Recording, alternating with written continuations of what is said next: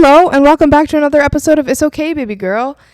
It's Nurses Week, so happy Nurses Week to all my nurses out there, nursing students, nurse practitioners, even the nurses' aides. We are all a big part of the team, so thank you to all of you who have chosen to dedicate your lives to helping people.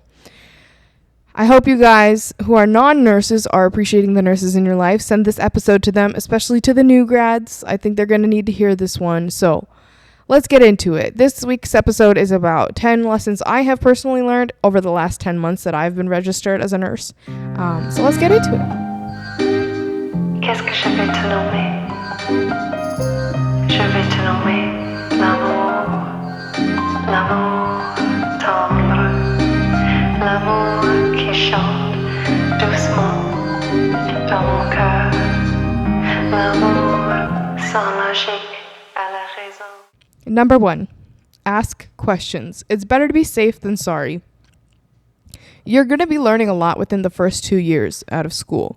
Yes, you learned a lot of the didactics and the pathology and things like that.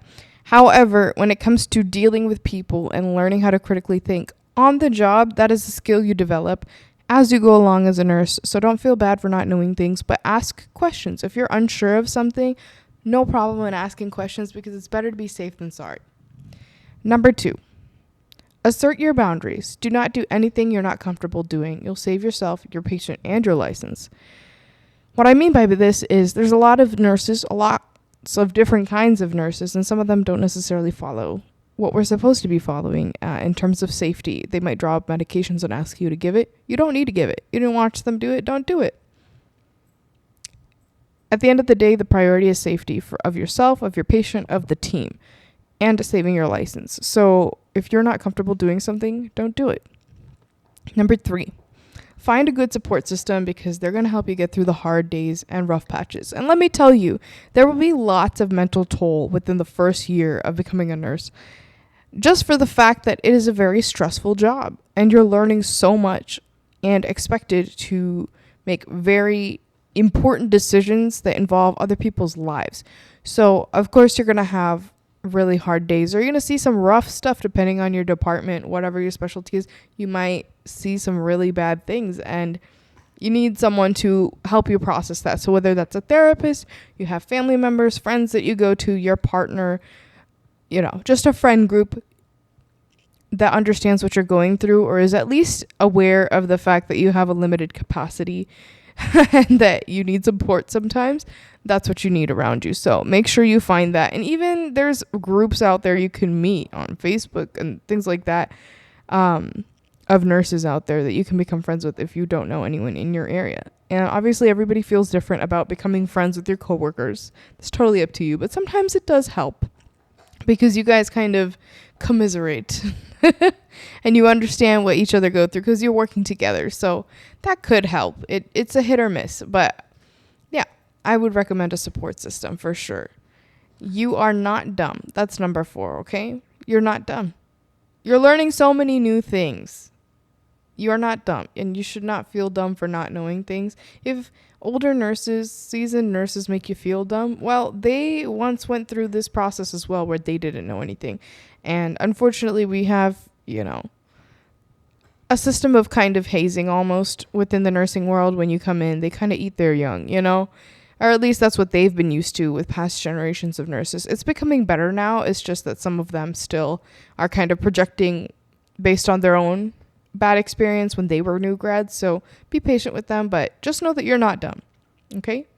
Number 5, your health comes first. You do not have to do anything in your job that requires you to harm yourself or your health mentally or physically. And what I mean by this is a lot of people say that, oh yeah, as a new grad, you have to take night shift. I know a lot of people who are night owls and can do it. And I myself work night shift, but I'm getting to a point where I am noticing the impact it has on my health overall. And we know that night shift has a lot of risks in terms of your health long term. You're at risk for diabetes, hypertension, cancer, all the things, weight gain,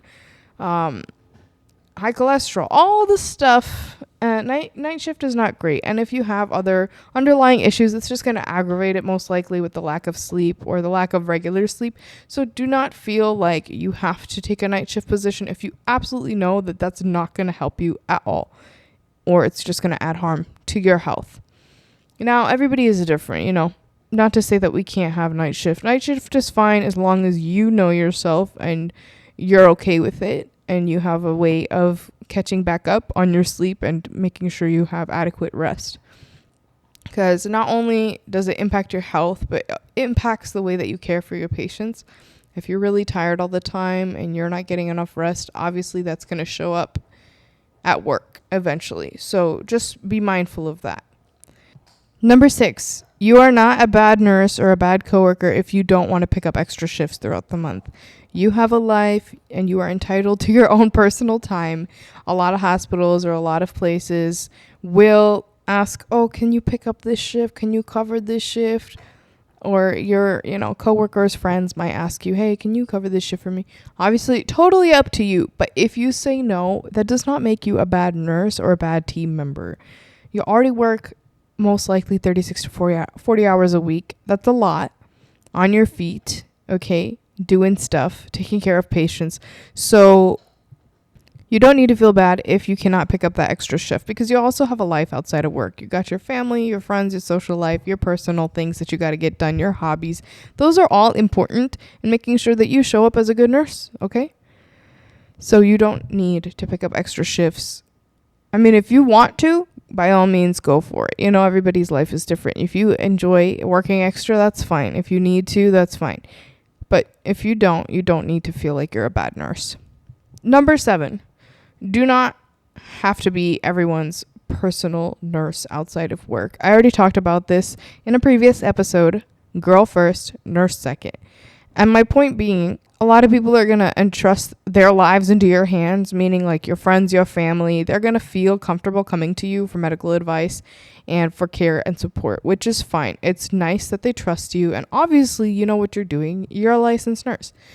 However, you already give so much of yourself at work that this can lead to burnout because you don't get a break from it at all. There is a thing called compassion fatigue. And if you're constantly caring for people inside and outside of work and do not get a break to recuperate and reset for yourself, you're going to become fatigued. It's inevitable. And I have experienced this myself, and I really had to put a stop to it in order to prevent it from turning into full-blown burnout. So from experience, it's okay. Know your limits, obviously. Everybody's limits are different. But do not feel obligated to save everybody all the time. I know a lot of us going into healthcare have a savior complex. Let's be honest. But we need to work on that. We do our job at work and we do it well. Outside of work, we are still a person with our own needs, and we are not obligated to show up for people in every capacity all the time. So just be mindful of that and be careful. That's all I'm saying. Obviously, if you have the the headspace to show up for someone in their time of need and they really truly need you and you feel like you can do it, you can handle it, you have the capacity, do it. But just be aware of your own personal limitations, okay? Number 8. This is a huge change over the course of a year. Be patient with yourself. Honestly, every year, you're going to be learning more and more as you become a nurse, obviously. I have talked to nurses who are older than me, much more experienced than me, have been doing this for way longer, and they still say every day I ask questions, every day I'm still learning. So the learning don't stop. You never truly feel like you got it all down. But that's the whole point of having a support system, a team around you, so you guys can help each other and educate each other. Nursing is a field where you're constantly learning, so do not feel bad. You have to be aware of the fact that this is a huge change. Be patient with yourself. Your sleep schedule is most likely changing. Your schedule in general, your social life is most likely changing as well. Graduating college or graduating with a new degree. That already comes with a whole list of things. So be patient with yourself with all the changes happening. Just take it as it comes.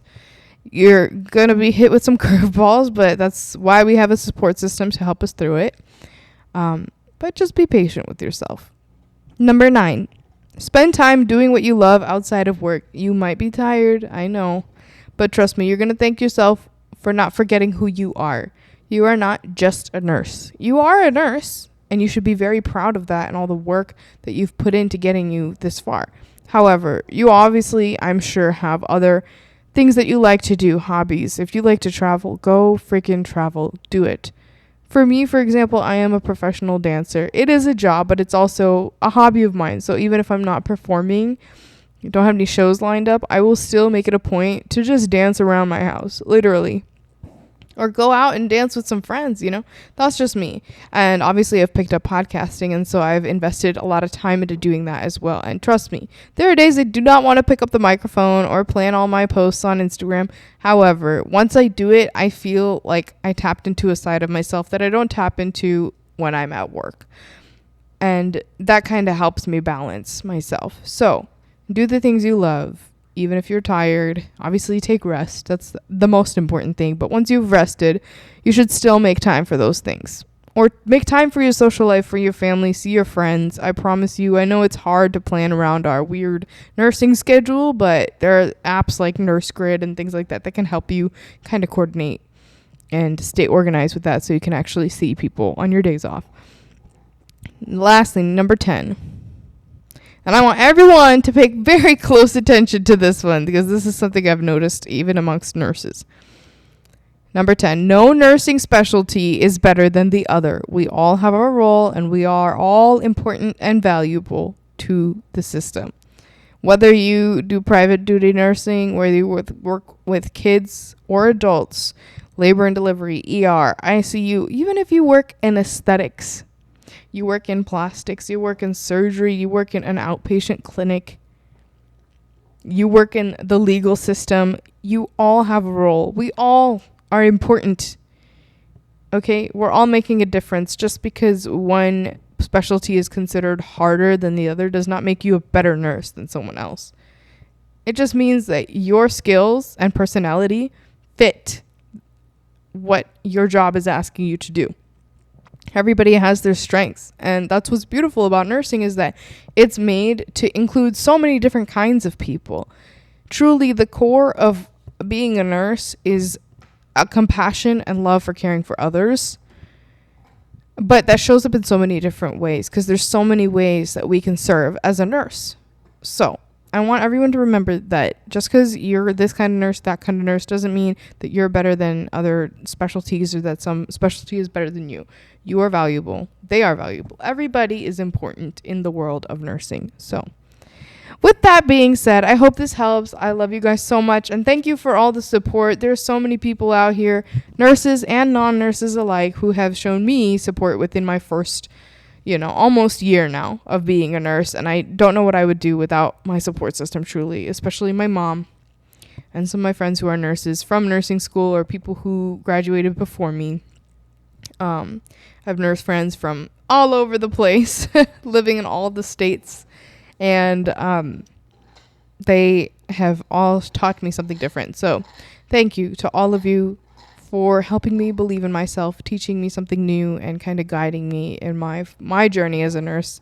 I'm grateful to all the other nurses who have gone before us, who have paved the way, and are taking their time to teach us something new. So thank you again to each and every nurse, nursing student, nurse practitioners, professors, nurses' aides. You guys are all so important.